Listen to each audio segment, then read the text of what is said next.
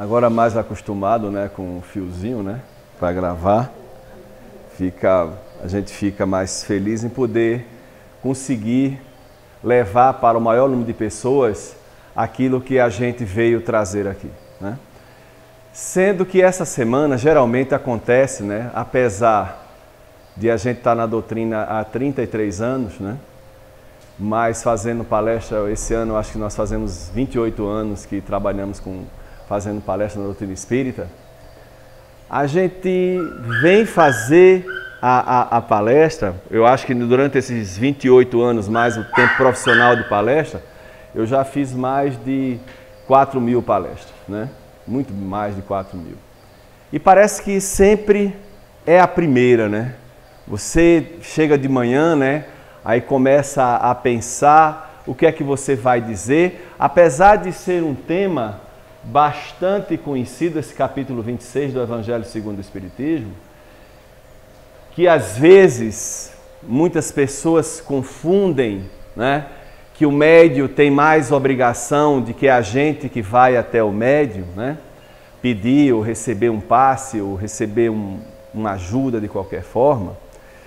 E aí, quando eu saí com um tema daqui, final de dezembro a gente idealizou os temas, a gente começou a se perguntar, quando vem essa frase, a primeira coisa que vem na mente do médium é mediunidade de cura.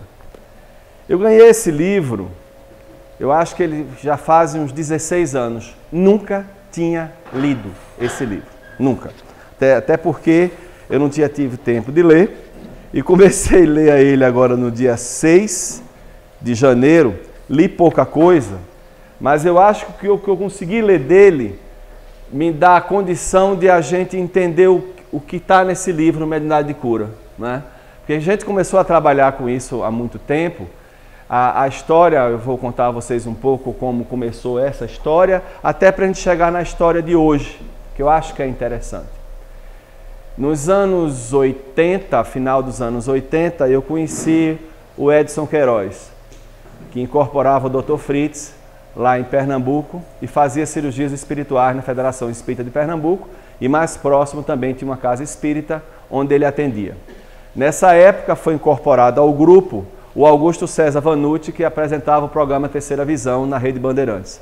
A gente começou a ter contatos com o Augusto e com o Edson, e eu entrei nesse grupo para a gente começar a conversar, já que eu estava no Centro Espírita Caminhando para Jesus, e nesse Centro Espírita eu fazia até então palestra e psicografias. E aí a gente começou a juntar, né? E eu não sei o que, né?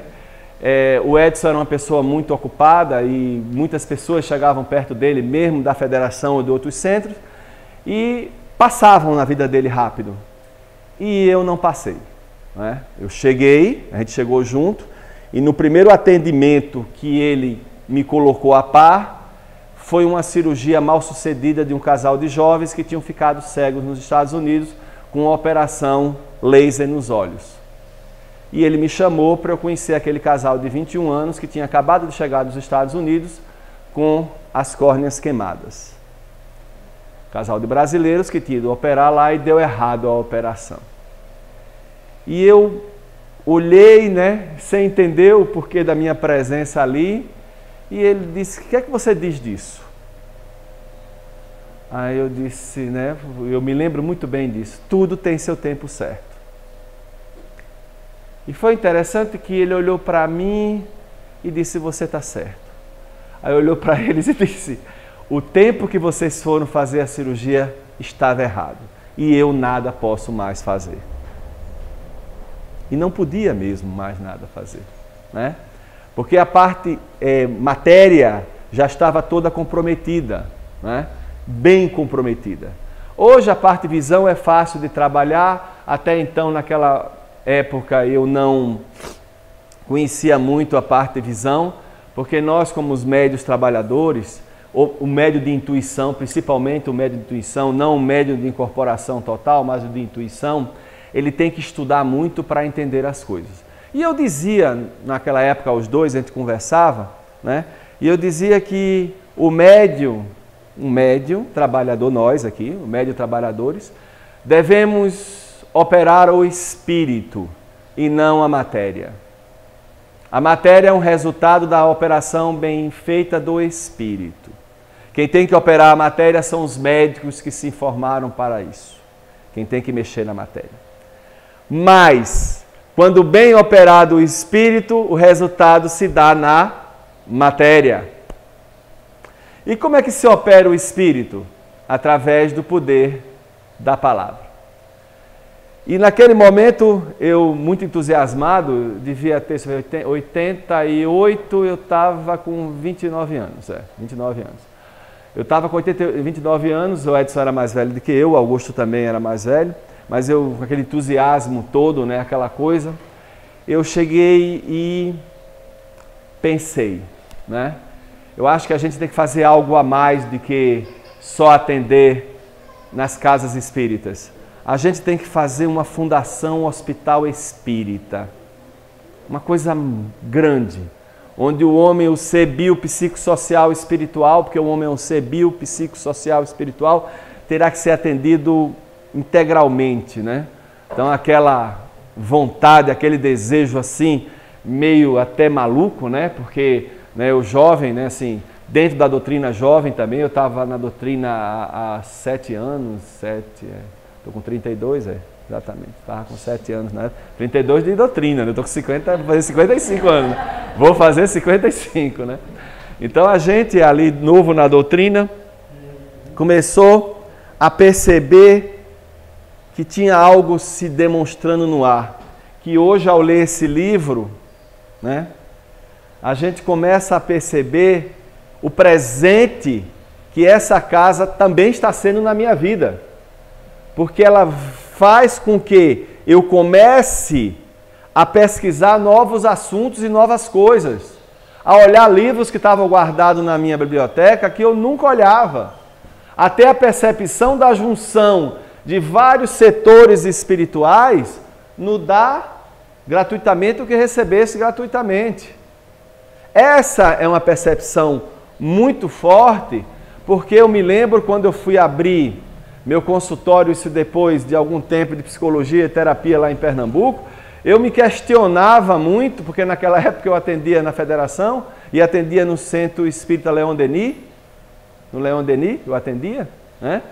E o Armando Souto Maior, que era o presidente do Jornal Espírita de Pernambuco, eu chegava para Armando e dizia: Armando, por que eu fui escolhido para fazer ele trabalho? Ele olhava para mim e disse: por que não? Por que não, né? Por que não cada um de nós aqui somos escolhidos para fazer algum trabalho e desistimos achando que temos que jogar a responsabilidade para o outro? Por que não, né? E aí vamos lá no Evangélico. Olha como o livrinho fica bonitinho. Vocês têm que fazer assim, viu, para estudar. Eu acho que é legal, né? Você grifa ele todo, vai para lá e para cá. Eu acho lindo o Mateus. Mateus tem tudo de bom. Eu acho, né, minha opinião, e eu acho de algumas pessoas também, que o Mateus 4:23 resolve tudo. O 4:23 que está no livro dos Médiuns de João Nunes Maia, na parte de mediunidade de cura, onde diz: percorria Jesus toda a Galileia, pregando o Evangelho e curando qualquer tipo de enfermidade e doença. Resolve tudo nas nossas vidas. Absolutamente tudo. E aqui diz, em Mateus 10:8: curai os enfermos, ressuscitai os mortos, limpai os leprosos, expulsai os demônios, dai gratuitamente o que recebeste gratuitamente. Então eu tinha um questionamento naquele momento, ao abrir meu consultório de psicologia, se as pessoas que me procuravam lá, que era lotado, tanto lá em Natal, João Pessoa, era Recife, João Pessoa, Natal e Fortaleza, eu atendi o dia todo um monte de gente, se aquelas pessoas estavam lá indo pelo profissional Leôncio ou pelo médium Leôncio. Mas as pessoas misturam, viu? Misturam, mas os resultados, dependendo de como você é um profissional, o resultado acontece ou de uma maneira ou de outra. Porque tanto o psicólogo, como ela sabe, muito bem sabe, por ser psicóloga, né? Tanto o psicólogo como o médium é o psicólogo da alma, né? E o psicólogo também, ele trabalha a alma das pessoas. Desde que tenha uma formação e saiba dividir. Eu tinha essa preocupação o tempo todo, e uma vez no centro, conversando com o Armando Souto Maior, eu disse: Armando, o que é que eu faço? As pessoas estão me procurando. Diga na primeira entrevista que você fizer que quem está atendendo lá é Leôncio e não o Dr. Guatierrez que opera aqui na Casa Espírita. E eu dizia isso. E aí eu disse, eu vou procurar algo que eu possa fazer para que as pessoas procuram e tenham o toque. E aí eu fiz curso de Reiki na época, né? Hoje eu sou mestre de Reiki e tal, trabalho com Reiki, mas em momento algum eu acho que qualquer profissional que tem que fazer isso, quando começar o trabalho dizer, Deus, eu sou o teu instrumento. Eu digo no meu escritório o seguinte, Deus, o escritório é seu, o consultório é seu, administrado por mim. A gente como filho de Deus tem que ter essa consciência, mas jamais, em momento algum, eu aprendi isso dentro da doutrina espírita e dentro do meu trabalho diário, a gente tem que incorporar para ser um bom profissional. De jeito nenhum. Mas se a intuição está ali, se você está sendo intuído, receba a intuição. O que você não pode é você receber. Que a coisa mais fácil do mundo hoje, para quem está numa sintonia energética com o mundo espiritual, é receber as entidades limpas e sadias junto de você. Isso é fácil. Ontem, na minha sala, eu tenho um Golden no escritório, né? E aí, ele sobe de vez em quando e fica debaixo da minha mesa. E ontem eu cheguei e disse, eu vou tocar nele sem tocar nele. E ele deitado lá, disse, vou começar a mexer com as mãos, né? Todo mundo aqui tem isso, né? Energia, né? E ele lá no canto, aí eu disse, eu vou mexer nele para ver o que ele faz. Aí eu daqui, ele lá. Embora ele olhava para mim assim, aí eu fazia assim, aí ele vinha para eu passar a mão. Mas não era isso que eu queria. Aí eu vinha de novo, começava a trabalhar, aí fazia assim, ele levantava a orelha, vinha, botava a cabeça na minha perna, eu mexia nele, aí botava assim, deita. Eu deitei ele de costa para ele não ficar me olhando. Aí eu disse, eu vou tocar nele, né? Aí comecei a trabalhar ele. E aí ele virava os olhos assim, aí começava a levantar as patinhas e digo, pronto. A gente tem que ter energia para com as plantas, os animais e as pessoas. Se a gente já está conseguindo tocar um ser que é um animal daquela forma, é porque tudo voltou novamente a ser como era. Né? Então é fácil cada um de nós aqui saber o que fazer com as nossas mãos. Logo quando eu comecei a operar em 1990, foi em 90, numa casa espírita, a gente começou a fazer cirurgias e era interessante, cirurgia com um toque, né? Eu sonhava toda noite alguém cortando as minhas mãos. Toda noite. Eu olhava, chegava e dizia, eu estou sem minhas mãos, né? Aí eu disse, por que eu estou sem minhas mãos? Eu ficava naquela dúvida e aí uma vez conversando com um médium, ele disse, vai estudar fulano, estudar cicrano e vai estudando esses espíritos que foram cortados as mãos, para você entender um pouco a ligação. Mas eu, como muita nordestina é meio afoito, né? Aí eu chego, mas eu estou vivendo agora, eu não estou preocupado com ontem. Aí um dia, eu fazendo um trabalho, eu escrevendo algo e disse, leia Bezerra de Menezes. Eu digo, opa, vou estudar um pouco o homem, né? Que era médico, né? Foi deputado pelo Rio de Janeiro. Eu disse, eu vou ler o homem, né? Aí tinha, nós somos responsáveis pelo nosso ontem. Foi a frase que marcou. Nós somos responsáveis pelo nosso ontem. Nós somos responsáveis pelos que estamos fazendo aqui agora e pelo que vamos fazer da nossa mediunidade. Nós somos responsáveis por tudo aquilo que cativamos e da maneira que cativamos. Então, às vezes, através da intuição, a gente recebe uma informação e passa para o outro. Agora aconteceu um episódio, eu estava aqui, uma moça veio conversar comigo, porque da vez passada ela me pediu uma orientação e a gente deu e casou com o que ela queria, sendo que ela deu um presente muito maior a outra pessoa, porque na hora que a gente conseguiu abrir aquele canal da conversação com aquele espírito que estava no mundo espiritual, eu fui almoçar com um grupo de amigos, tive uma intuição lá na hora de algo que veio para uma moça que tinha perdido o filho, e eu não tive coragem naquele almoço de dizer para ela o que eu tinha ouvido, né? Mas de manhã eu já tinha tido coragem de dizer para outra algo escrevendo, Aí eu disse, eu vou ter que escrever mais tarde. Eu olhei para ela e disse, olha, eu senti que você ficou diferente. Eu disse, é porque eu recebi uma mensagem do seu filho e eu vou escrever para você. E aí eu fiquei pensando, das 2 da tarde até as 5, que foi a hora que eu escrevi, como passar para ela aquilo que o menino tinha dito no momento que ele estava no mundo espiritual, que ele suicidou-se no dia 22 de abril do ano passado, aos 14 anos. 12 anos. Então você vê, como passar aquela informação, né? Como passar? Porque eu sentia que tinha algumas palavras ali de sofrimento ou até de uma dor que ainda estava existindo após o desencarne, né? Mas aí eu fiz a minha responsabilidade de médium, sentei no computador e escrevi para ela. Isso depois foi às 5, mais ou menos, eu acho que às 9 horas, 8h30, 9 horas, ela me responde. Dizendo que desde o momento que começou a ler, ela começou a chorar porque sabia que aquilo estava acontecendo realmente na relação antes. E que dali em diante ia tentar modificar para o resto das coisas que estavam acontecendo em casa. Porque às vezes a gente começa a dar valor a algumas coisas e esquece do principal, que é o que é para dar valor. A gente tem que dar valor às pessoas que estão em nossa volta e ao poder da palavra, que às vezes a palavra, eu escrevi isso hoje de manhã no meu Face. Deixa eu só me lembrar, porque assim a gente escreve, né? Porque o chefe é que escreve, a gente só faz lá escrever, que a gente diz que as palavras, eu acho que está bem mais ou menos assim, que as palavras, elas têm que ser, nós falamos pela boca de Deus, porque somos filhos de Deus. E as palavras tanto podem levantar as pessoas, como derrubá-las. Então a gente tem que ter muito cuidado quando a gente fala algo ou quando a gente expressa algo de dentro da gente. E não podemos, momento algum, cobrar por isso que estamos fazendo naquele momento.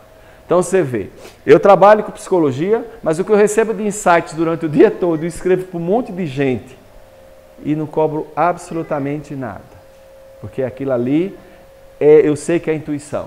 Mas na hora que eu estou com o meu cliente na frente, o que vem ali a gente conversa. Ponto. O que eu tenho visto de resultados hoje, que eu via na época que eu atendi, existem 2 maneiras, né?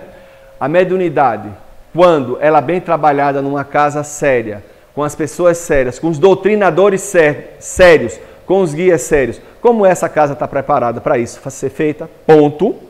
Porque todo mundo estuda, porque o estudo é a fonte de toda a doutrina espírita. Ponto. Está aqui. Na hora que você faz isso aqui, é aqui dentro que está acontecendo as coisas. Quando dentro do seu trabalho você faz também, as coisas acontecem também no seu trabalho. Se você entrega o tempo todinho a Deus a responsabilidade tanto da tua profissão, da profissão que você escolheu para beneficiar o maior número de pessoas nos atos que você vai fazer, como dentro da casa que você escolhe para fazer o trabalho, sem interesse algum de retorno financeiro, as coisas acontecem. Porque aqui nós somos trabalhadores de quem? De Deus. E como trabalhadores de Deus, Ele nos dá a intuição, Ele é que opera nossas mãos, Ele é que opera nossas palavras, opera o nosso olhar e opera tudo que acontece dentro dessa casa. Porque senão a casa não existiria. Ponto. E eu vou ler um tópico aqui bem interessante. Esse livro é bem bacana, sabe? Eu gostei muito. E só foi possível ler por causa de vocês, né? Estava lá na minha prateleira e eu estou lendo, já botei um lá para ler para a próxima palestra. Ele se chama, separei também, foi um presente. Eu vou me lembrar daqui para o final, eu separei essa semana porque eu achei interessante. Eu vi que uma menina aqui do centro postou um livro do Chico e tem uma fotografia. Aí eu olhei, se eu tenho esse livro. Quando eu fui procurar na minha biblioteca, o livro que eu tinha era com a capa parecida, Apometria, o nome do livro. E aí, eu me lembrei agora, né? Aí eu peguei o livro, separei, eu disse, olha, o livro, a capa parece com o livro do Chico, a capa, mas é diferente. Então é para eu ler esse livro para a próxima palestra. Já está separado lá, já vou começar a ler ele, né? Depois que terminar esse, né? Porque eu costumo fazer isso quando termino o outro. E eu lendo esse livro hoje, que eu li hoje de manhã também, né? Todo dia eu leio um pedacinho, né? O de hoje está aqui até a data. Não sei porque marquei essa página, ó. Engraçado. E porque eu li aqui mais atrás hoje, né? Eu boto data, todo dia que eu começo a coisa, eu coloco a data, né? E comecei a compreender algumas coisas.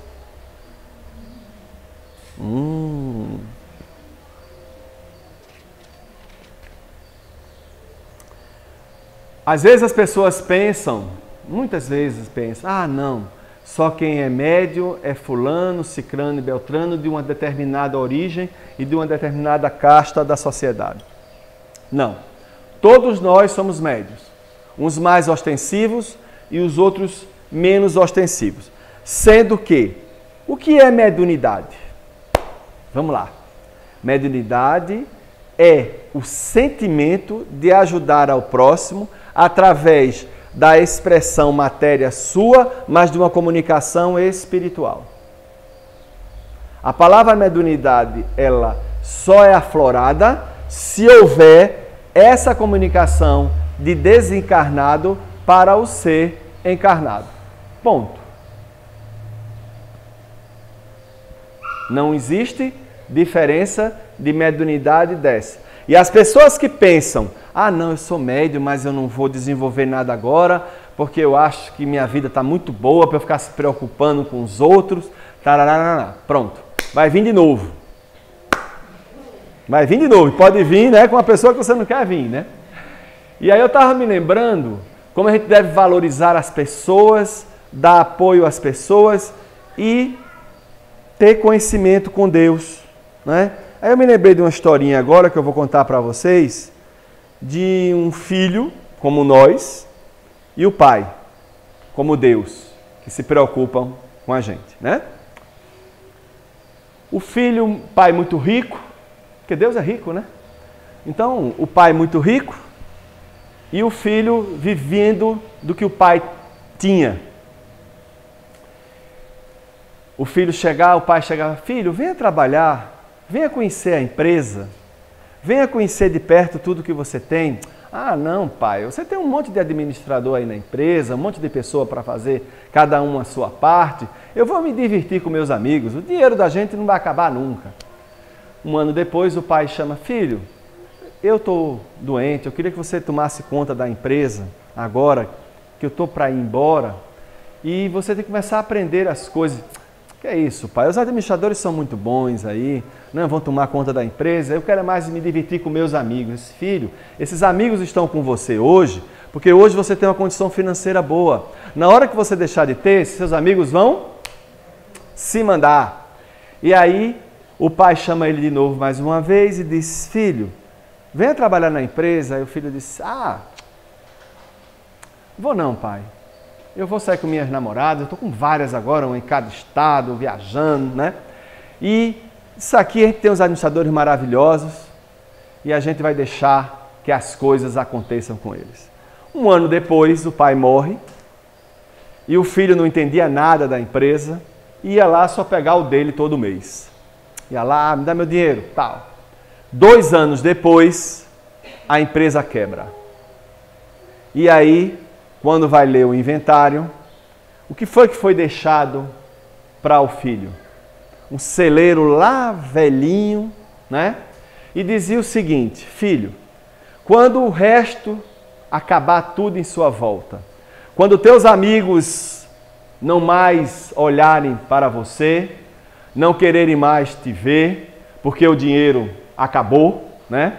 E esses amigos de verdade vão embora quando o dinheiro acaba, né?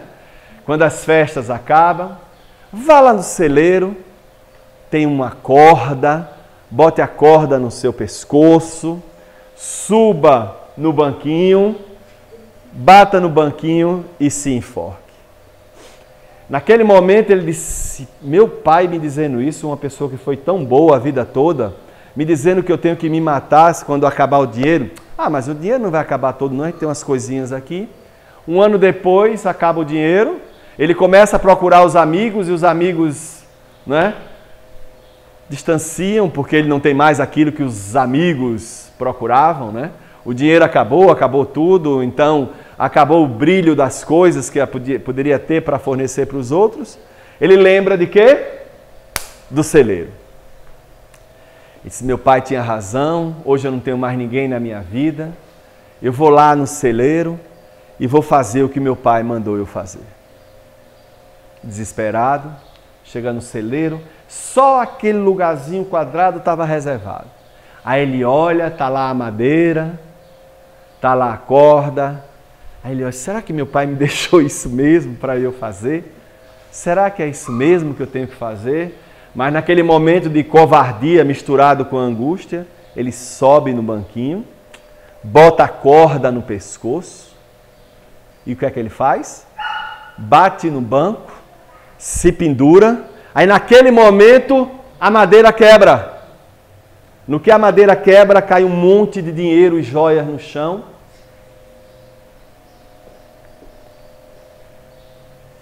A gente se emociona porque a gente se lembra de fato de pessoas que passam, né, na vida.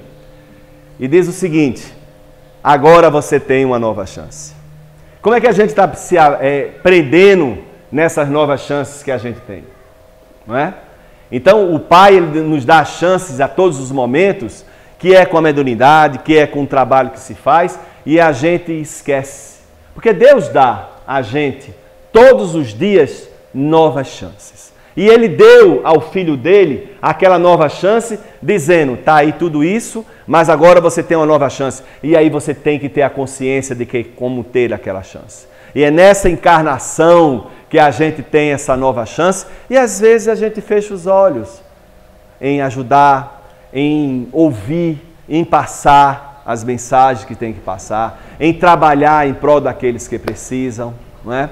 Eu me recordei de tanta coisa antes dessa palestra. Está sendo muito legal esses estudos que a gente faz, porque eu gosto de estudar e gosto de ver algumas coisas, e eu vivo um momento espiritual da semana. A semana, tudo de bom acontece. Eu tenho que agradecer ao pessoal do centro, porque a semana que antecede a minha palestra aqui, tudo de bom acontece na minha vida. Eu tenho que começar a fazer palestra quinzenal, acho semanal, ou talvez diária, né? Porque é meio maluco isso, né? Mas você está com uma sintonia de estudo tão boa espiritual, que Deus começa a te mostrar outras coisas. Começa a te dar facilidade em outras coisas, para que a matéria tenha em abundância na sua vida, para você ter tempo para o mundo espiritual de graça e trabalhar. Ponto, é isso. É bem legal isso, essa sintonia. E aí, vai existir nos presentes, né?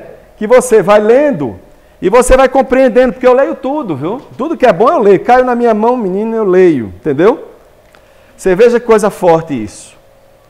Acreditamos que o amor é o alimento da vida e que a oração, as palavras de amor e o elogio constituem o poder criador da palavra que concretiza o amor. Elogie as pessoas que estão ao seu lado, elogie o seu trabalho. Isso é dar de graça o que você de graça você recebe. A pessoa pensa que é só mediunidade, não, são os atos diários. É a maneira de como você trata o outro, é o agradecer, olhar no olho, dizer muito obrigado. Que as pessoas esqueceram de dizer muito obrigado, esqueceram de levantar e deixar a cadeira para o idoso, esqueceram de abrir a porta para o outro passar, esqueceram de um monte de coisa.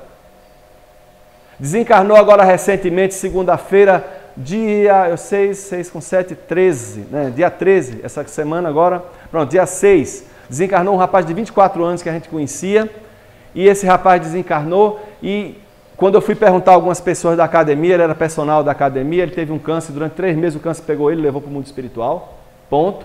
E eu conversando com as outras pessoas, tinha gente que nem sabia que existia aquele rapaz lá, porque as pessoas chegam, bota o trequinho no vidro e vai para a máquina fazer ginástica. E esquece que tem uma pessoa que trabalha ali para dar um bom dia. Ou tchau, estou indo embora. Né? Então a gente esquece de dar bom dia às pessoas, que é o que de graça a gente recebe de Deus quando abre os olhos de manhã e olha e diz, hoje é o melhor dia da minha vida, o sol está ali, o ar está ali, não é cobrado nada e você não pode dizer um muito obrigado e nem agradecer as pessoas de nada. Isso está aí dentro. Quando você recebe algo de graça, eu peguei essa semana e disse, eu vou fazer um ato de caridade todos os dias, de bondade todos os dias, né? Peguei e isso na cabeça e digo, vou fazer. A gente já faz, né? Mas eu queria fazer uma coisa, ela já virou espontânea, né? Mas eu disse, eu vou fazer. E aí veio no meu ouvido dizer o seguinte, dê. um CD a cada, uma pessoa na rua. E eu comecei a fazer isso, parece maluco, né? A pessoa vem andando, aí eu pegava e dizia, olha, muito obrigado, isso aqui. Aí a pessoa olhava e disse, isso aqui é um CD para você escutar, isso é uma corrente da felicidade e do bem que a gente está fazendo. A gente se expondo um pouco mais do que aquilo que a gente precisa se expor. Não é? Porque a gente já se expõe tanto, né? E a gente vai se expondo mais, porque nas minhas palestras que eu faço para empresas, é uma loucura, né? O pessoal chega, olha para mim, ele fala de Deus, né? Ele fala de espiritualidade dentro da empresa. Que às vezes as pessoas querem falar só de número e de resultado. Eu boto no resultado e no número o chefe que é dono das empresas todinho do Brasil. E as coisas vêm. E é bem real, né? Bem real. Agora recente, de tanto a gente fazer essa coisa espontânea, eu estou abrindo uma empresa agora em Recife, uma nova, um negócio novo, que apareceram umas pessoas querendo me dar uns produtos para a gente fazer um trabalho no Nordeste, e eu vi que o negócio ia ser tão interessante, que ia beneficiar tantas pessoas, que eu tomei à frente e estou abrindo mais uma empresa com meu irmão lá. Então assim, isso é normal, é natural, depois que a coisa estiver rodando, eles vão rodar as coisas, e os resultados vão acontecendo para eles também, para outras pessoas também. Mas é assim, e é o chefe que dá. Porque é você combina com Deus que você quer beneficiar o maior número de pessoas e faz o seu melhor, aí as coisas acontecem no seu melhor. Antes de eu estar na doutrina espírita, eu era católico e frequentava a igreja católica e ajudava na igreja católica também. Onde você estiver, em qualquer instituição religiosa, você tem que participar do processo, desde que seja o processo para beneficiar o maior número de pessoas. E ponto. Então, eu lendo meus livrinhos que eu gosto de ler,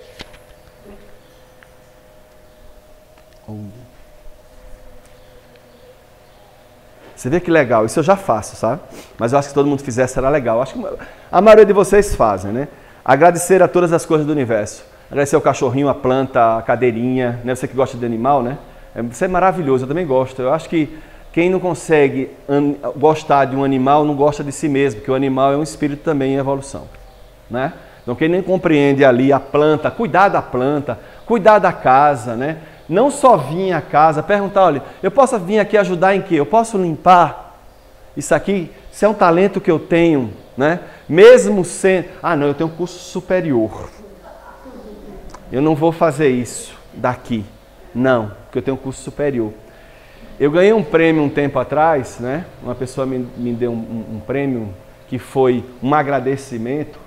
Eu comecei a levar material espirituais para as obras, né? Para entregar às pessoas.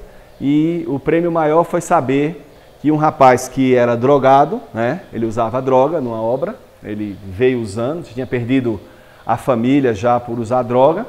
E quando eu conversei com ele, e levei um livro para ele ler a respeito de espiritualidade, de coisas boas da família, ele deixou a droga, voltou para a família. Então esses são os prêmios que a gente ganha no dia a dia.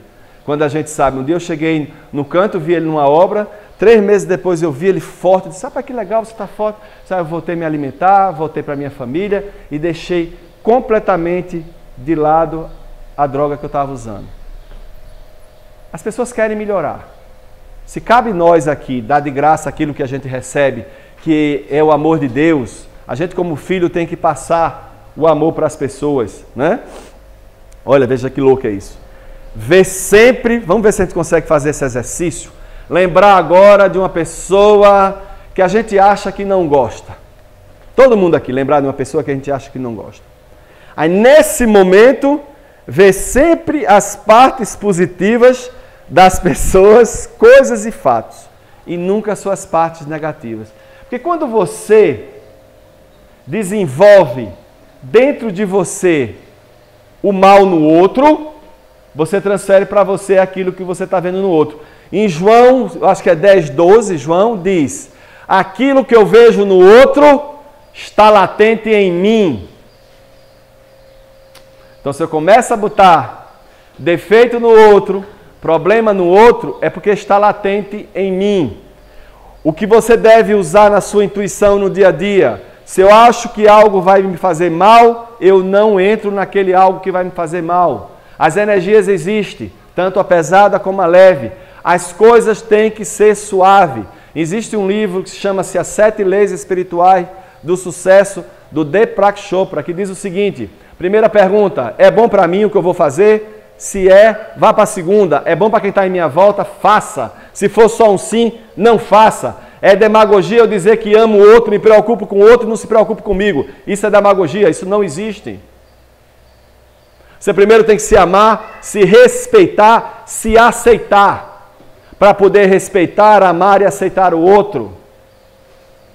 Não ir obrigado para lugar nenhum. Eu pareço criança dia de palestra daqui, porque eu fico preocupado com a estrada, né? Eu fico um pouco preocupado com a estrada. Vai dar, não vai, o trânsito aqui está ruim, porque eu gosto de chegar na hora, porque é compromisso. Isso é compromisso espiritual. Eu estou aqui dando de graça o que de graça eu recebi, que é o poder da palavra, é o poder da intuição. Se o chefe chegou para mim, você tem responsabilidade de passar hoje para as pessoas a nível mais moderno, aquilo que foi passado há 100 anos atrás, passe.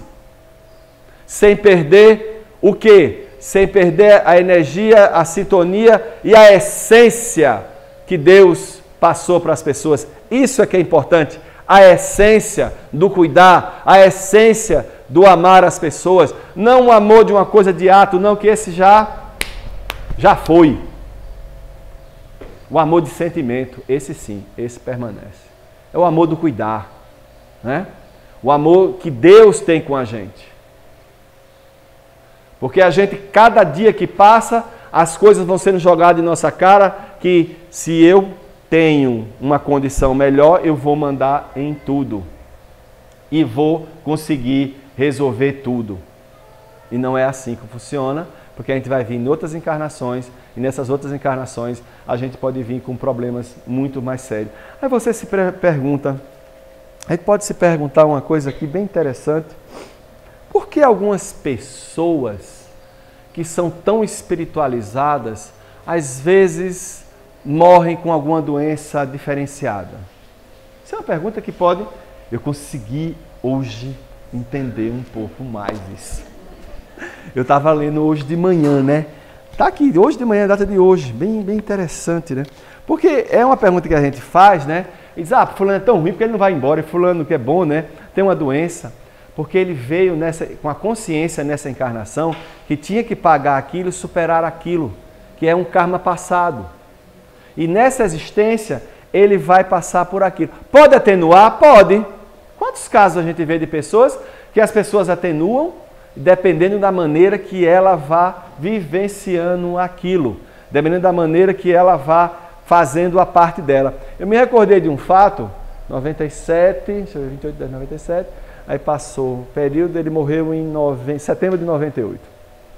Eu me recordei de um caso, eu atendia numa casa espírita, chamava-se Vozes da Alma, num bairro bem carente lá em Recife, em Areias. E eu atendia lá, fazia atendimentos espirituais, fazia cirurgias espirituais lá, que foi a primeira casa que eu comecei trabalhando com cirurgias espirituais. E tinha um rapaz que ele ia muito lá, tal, e descobriu que tinha um câncer, foi para os Estados Unidos, gastou na época 5 milhões para fazer uma cirurgia nos Estados Unidos, e voltou. No que ele voltou, nós tínhamos uma amizade em comum, que a gente tinha morado na mesma rua, tal. E aí a família dele me procurou e ligou para mim se eu tivesse um tempo para visitá-lo, que ele estava com 30 e poucos quilos, tal. Ele tem a minha altura, apesar de 30 e poucos quilos, estava meio debilitado, tal. E aí a coincidência, eu tinha um Motorola deste tamanho, aquele primeiro celular que saiu. Aí eu estava passando na Avenida Boa Viagem, o telefone tocou, eu atendi, aí a moça chegou e disse assim, eu disse, qual é o nome do apartamento? Que eu estou aqui na Avenida Boa Viagem, qual é o nome do prédio? Ela disse, tal, eu estava parado na frente do prédio. E eu disse, eu estou aqui parado na frente do seu prédio. Ela disse, então suba. E aí eu subi, cheguei perto dele, estava de máscara, né? Ele tinha vários cânceres no corpo, estava bem debilitado. E aí eu me comprometi com ele de atendê-lo em casa. Aí me comprometi mais do que eu devia, né? Porque assim, eu me comprometi na casa dele, eu morava no outro bairro, eu ia pegar meu carro, botar minha gasolina, meu horário, ia lá. Eu tinha um filho pequeno que era Luciano, que hoje está com 23 anos. Eu pegava, botava Luciano no carro, ia com ele, porque eu pegava meu horário das coisas e ia levando o Luciano para atendê-lo naquele horário. E eu comecei a atender ele durante 2 meses. Durante esses 2 meses, ele voltou o peso, foi voltando no peso, eu atendia ele em casa, né? E estava dando de graça, o que de graça eu recebia totalmente. Eu saía do centro, às vezes buscava a Luciana em casa, ia para lá, chegava 10 horas da noite, 11 horas. Eu trabalhava de sábado no centro de 1 da tarde às 4 da tarde. Eu operava nesse horário, porque na sexta-feira era de 4 da tarde às 4 da manhã e no sábado era de 1 às 4 da tarde, né? E aí eu pegava, ia para casa dele, a gente fazia as orações, fazia as coisas direitinho, o Luciano ficava sentadinho lá no canto dele. Aí o que aconteceu? Eu senti que não precisava mais, no final de agosto daquele ano, 98, de eu ir mais atendê-lo. Eu disse, agora você vai no centro. Você já tem condição de ir para o centro, você vai no centro e tudo bem, tá bom? Eu dei meu trabalho, né? Dei minha disposição, fiz tudo direitinho. Aí o Evangelho diz, não se pode dar pérolas aos porcos lá. Dá demais também, a pessoa acha que não tem que fazer parte nenhuma. E aí eu passei aquilo para ele. Primeiro sábado, ele não foi. Segundo sábado, ele não foi. Terceiro sábado, eu resolvi ligar. Aí liguei e disse, fulano, olha, eu fui lá, olhei, a rua tem muito barro, é cheia de buraco, né? E eu tô com um carro novo, eu não vou botar lá para melar o carro, nem a roda, nem nada. Aí eu busquei para mim a responsabilidade, né? Eu disse, onde foi que eu errei, né? Não é verdade? Estava tudo tão bacana, tudo legal, né? Aí eu disse, eu errei em alguma coisa.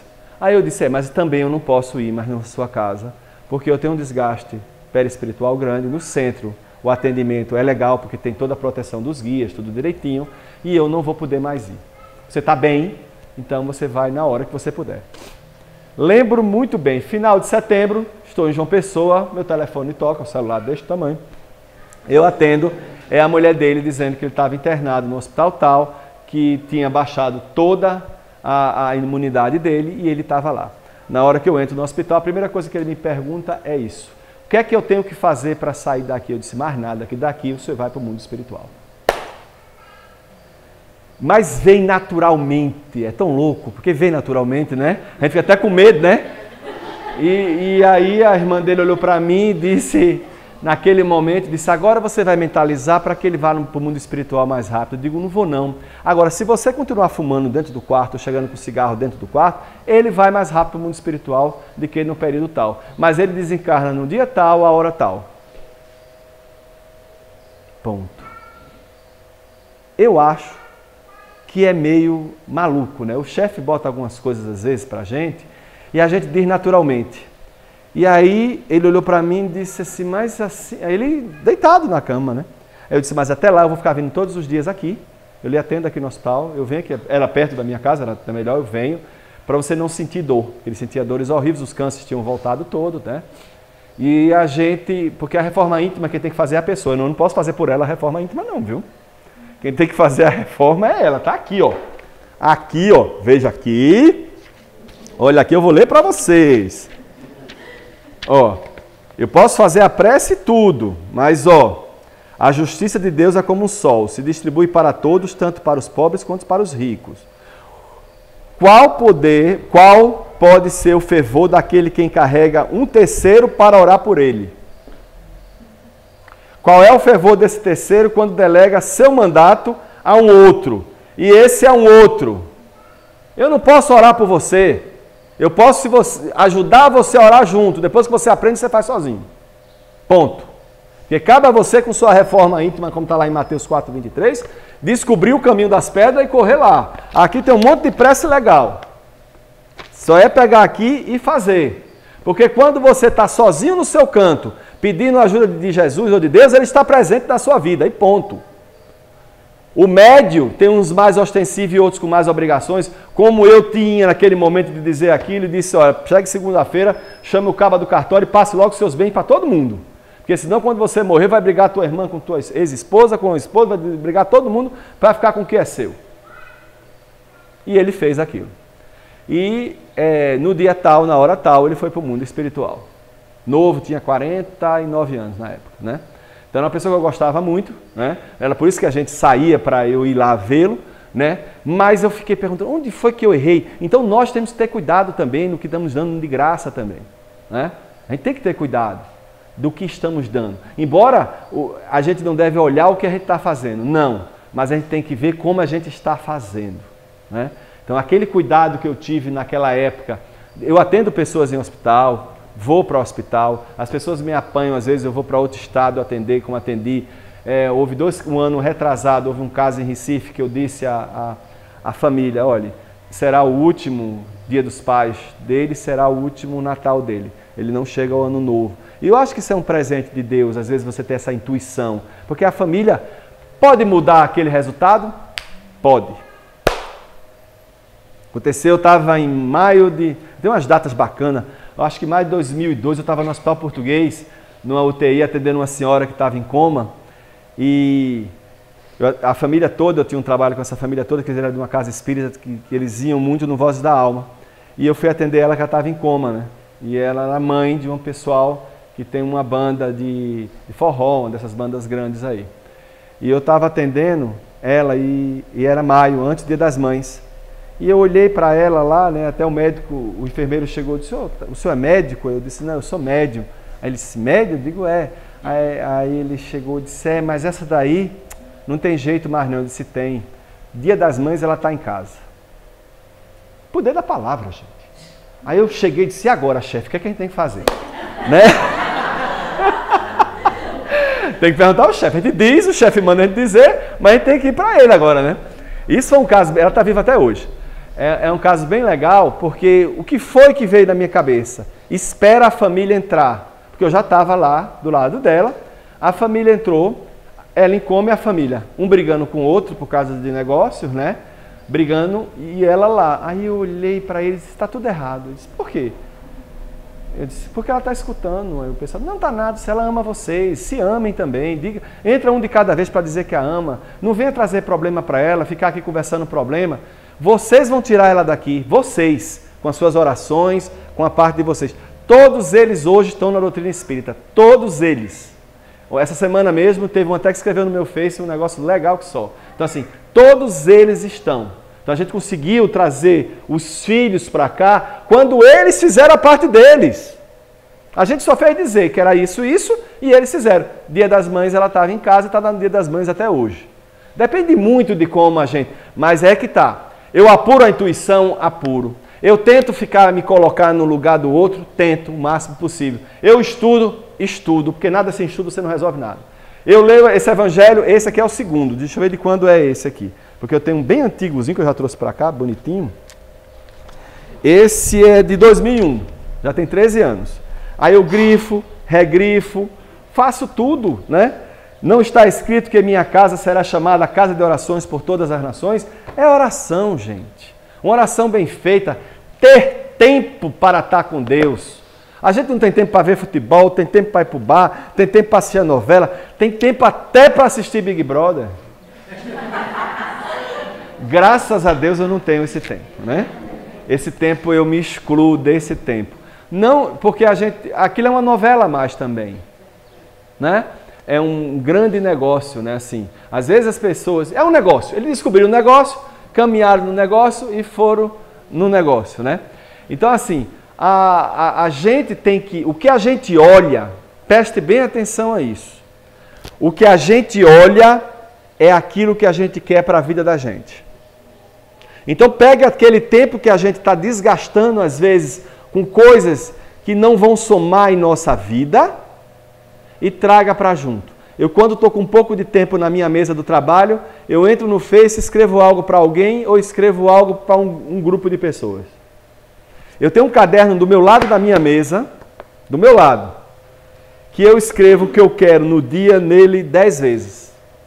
E escrevo a oração, eu sou filho de Deus, próspero e com muita sorte. Eu trabalho e não me canso, se eu me canso eu não adoeço. Está lá escrito várias vezes. Porque você tem que escrever, ocupar teu tempo. Um livro, eu tenho vários livros do lado da minha mesa, mas graças a Deus, como a gente tem muito trabalho, né? Às vezes você não perde tempo com aquilo, mas você está precisando orar e vigiar o tempo todo. O que você recebe de graça, você dá de graça. Você vê, eu recebi de graça esse livro. Estava lá 15 anos na minha livrariazinha, lá. E eu não tinha tido de tempo de ler, até essa casa me dar de presente essa palestra.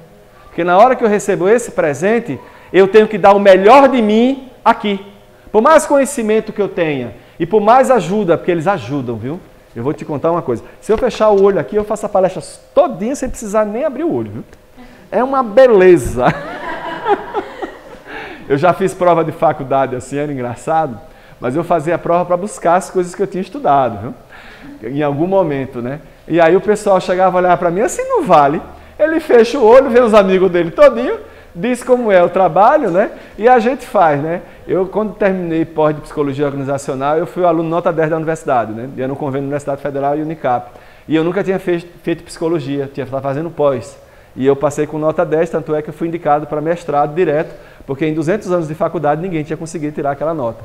E assim, o que é maluco é que eu gostava muito daquilo que eu estava fazendo, né? Mas eu fechava os olhos. Porque na hora que tinha que escrever lá, era uma pergunta que era muito técnica. Eu fechava os olhos e começava a conversar, né? Perguntar, tal, qual era a resposta. Aí você ia. E aí eu dizia sempre, como eu disse a meu filho que fez a OAB e passou de primeira. Se você for fazer algo que você quer, vai beneficiar o maior número de pessoas, aí você passa. Se você vai pensar, ah não, isso que eu vou fazer é só para beneficiar para mim, você não passa. Se é para beneficiar o maior número de pessoas, você passa naquilo, você consegue aquilo. Você tem que agregar valor naquilo que você faz. A vida da gente é uma coisa muito rápida. Esse fato desse menino de 24 anos, que foi meio maluco, eu até estava comentando com as pessoas da ginástica, eu disse, olha, é engraçado, né? Eu chegava às 6 da manhã, 6 e pouco, ele já estava lá trabalhando. Morre muita gente que a gente conhece, pessoas mais velhas, pessoas médias, mas nunca uma pessoa tão jovem, né? E ficou marcado, né? Eu ainda hoje, eu estava fazendo ginástica de manhã, eu ainda vejo ele em alguns lugares lá dentro, porque ele é uma pessoa comunicativa e tal, e tinha gente que nem via, nem sabia que ele existia lá, né? Então assim, a gente está esquecendo das pessoas que estão à nossa volta. Se Deus deu a você um filho, ame-o. Se deu a mãe e o pai, ame os dois. Se deu um companheiro ou uma companheira, ame. Dê o melhor naquela relação. Dê o melhor. Pare de reclamar na relação. Se faça melhor. Se faça presente. Receba. Dê. Porque, olhe, isso aqui, ó, cura, que é harmonia. Eu antes usava no meu consultório, eu tinha um Foden lá em Recife que tinha a palavra cura, né? Aí o Conselho Regional de Medicina foi conversar comigo lá, porque eu não podia usar a palavra cura nem a palavra paciente, porque paciente é uma palavra da medicina e a cura também é uma palavra médica. E aí eu uso o quê? Clientes, né? E a harmonia do corpo e do espírito, ponto. Né? Porque o paciente tem que ser paciente mesmo, né? Para esperar, né? Então, assim, a gente tem que ter isso na nossa vida. Aí eu me lembrei de uma história, agora, que eu vi um dia um palestrante e preletor que chama-se Heitor Miyazaki, que é amigo meu, que ele, inclusive, é da Sessiono, ele fazendo uma palestra. E eu tenho o CD, vim escutando no carro agora, porque eu acho que a gente tem que escutar tudo que engrandece a nossa alma e que a gente pode usar como exemplo para os outros. Mas a minha doutrina é a doutrina espírita. Eu frequento outras doutrinas para poder dialogar e entender os outros, porque Deus está em todo canto. Para vocês terem uma ideia, quando eu estou em Recife, tem um padre, e quando eu vou nessa igreja desse padre, ele pede para eu ler o Evangelho. E já disse várias vezes que eu sou espírita, ele diz na hora que pede para ler o Evangelho. Então assim, eu acho que a gente nunca tem que ter vergonha de ser aquilo que a gente é autenticamente, né? E aí, o Heitor é uma pessoa amiga, uma pessoa que eu gosto muito e eu respeito, né? É um homem de 70 anos de idade que eu só tenho a aprender com ele, ponto. Né? E se ele está na doutrina dele há 60 anos, é porque ele sabe de alguma coisa, ponto. Eu estou aqui há 32, vou chegar aos 60 fácil, eu acho que eu chego aqui aos 100 e alguma coisa fácil, né? Porque, não, eu só mentalizo de manhã que eu sou jovem. Eu olho no espelho e digo, você é jovem, você é capaz de fazer tudo, sua vida é prosperidade, sucesso, você leva felicidade para os outros. Olhe, comer a metade, comer a metade, andar o dobro e sorrir o triplo. Isso é o maior provérbio do mundo. Para sorrir, eu sorri o dia todo, até em velório eu sorri. Eu chego lá assim, olhando. Né? Aí chama alguém da família e conversa. Acontecem coisas interessantes. Eu fui para um velório ano passado, ano retrasado, e eu cheguei para a pessoa e disse, tá vendo que ela está bem aí, bem melhor do que quando estava, não tinha nem no hospital visitar, o semblante dela está melhor do que quando estava no hospital. Aí a pessoa olhou e disse, é mesmo, ela está sorrindo para você, porque ela está indo para o mundo espiritual de uma maneira mais calma. Então assim, a gente tem que ter essa coisa do sorrir. É bom porque você faz exercício e tudo, né? Porque quem tem AVC, o primeiro sintoma é não sorrir, viu? Se você tentar sorrir e não conseguir, ó, tá atoladinho, tá com um acidente aí bem bacana. Eu me lembrei de uma história de uma professora e de um aluno, né? Isso aconteceu nos Estados Unidos, é uma história real. E a professora tinha um aluno que chamava-se Ted.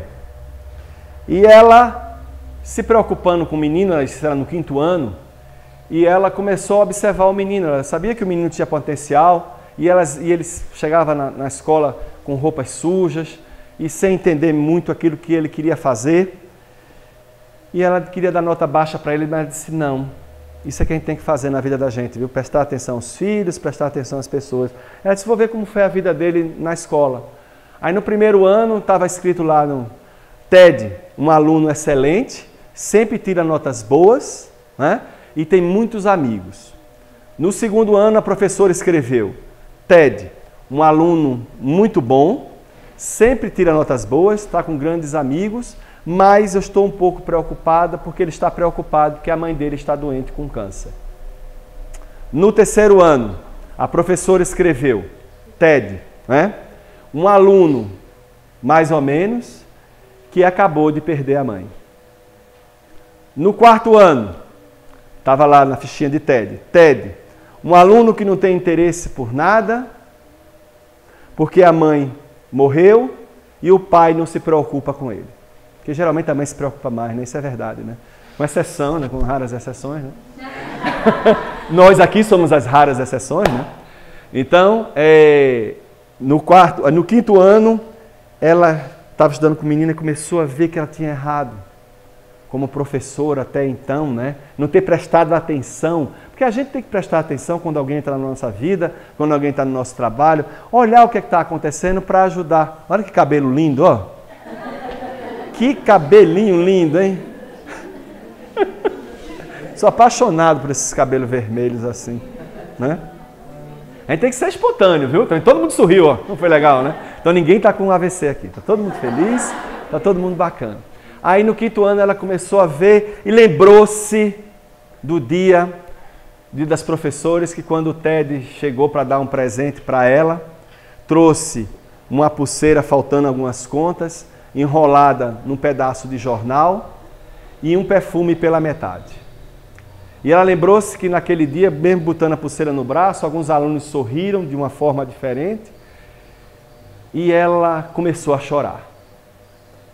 E começou a ver que ela não tinha entrado na intimidade dos alunos ainda para compreender aquilo que estava acontecendo e resolveu mudar dali em diante. E começou a dar atenção aos alunos e principalmente a Ted, que lembrou-se que quando ela botou a pulseira e o perfume, ele disse para ela o seguinte, que ela tinha um cheiro igual ao da mãe. Então tocou no coração dela, no emocional.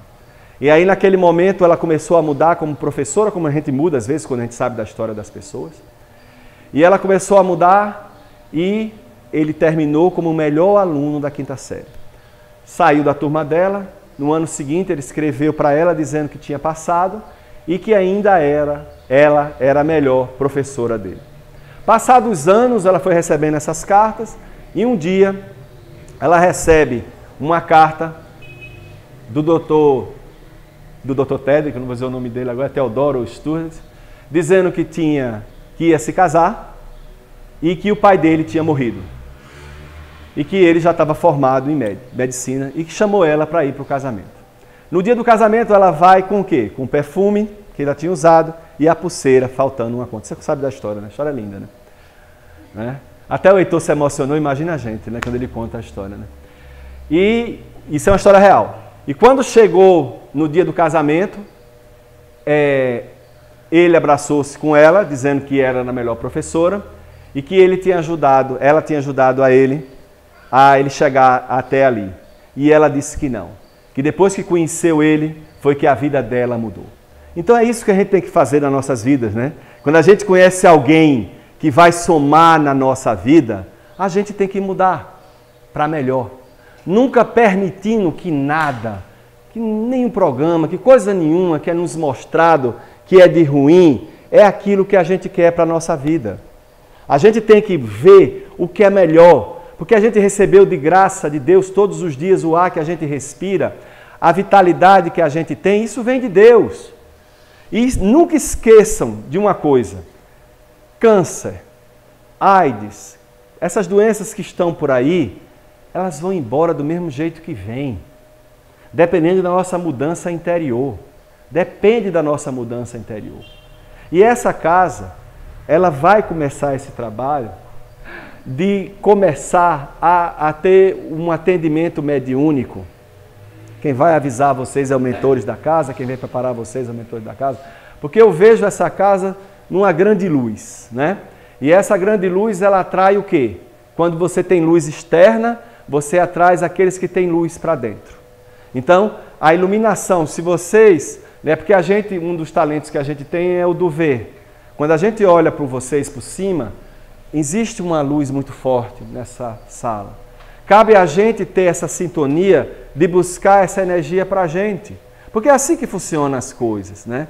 Porque a vida é tão rápida. Se você fechar os olhos e lembrar quando tinha 10 anos, hoje está com 40 ou com 50 anos, as coisas passam rápido e essa experiência espiritual, ela vai nos deixando cada vez mais evoluir.